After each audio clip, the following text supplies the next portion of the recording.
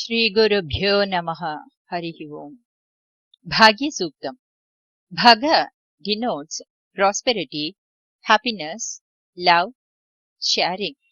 It's a name of an Aditya who is the personification of happiness, the giver of gifts and blessings.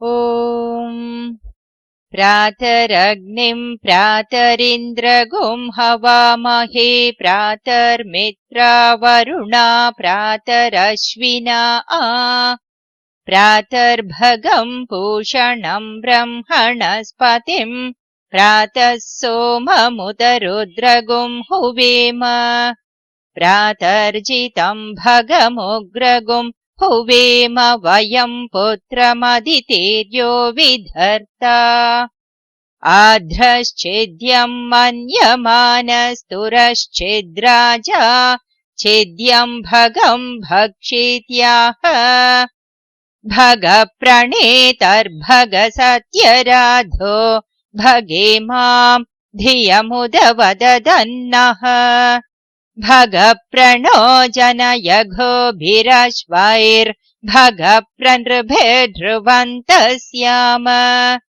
उतेदानीं भगवन्तस्यामोत प्रपेत्व उत मध्ये अह्ना आम् उतोदितामघवन् सूर्यस्य वयं देवानागुं सुमतौ स्याम भग एव भगवागुमस्तु देवास्तेन वयं भगवन्तः स्याम तन्त्वा भग सर्वयुज्यो हवीमि स नो भगपुर एता भवेह समध्वरायोषसो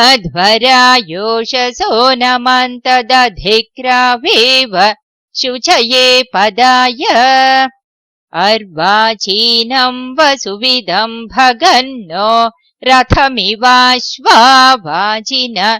आवहन्तु अश्वावतीर्गोमतीर्नवुषासो वीरवतीं सदमुच्छन्तु भद्राः घृतन्दुहाना विश्वतः प्रपीना यूयं पात स्वस्तिभिः सदा नः यो मा आग्ने भागिनगुं सन्तमथा भागं चिकीर्षति अभागमग्ने तं कुरु मामग्ने भागिनं कुरु।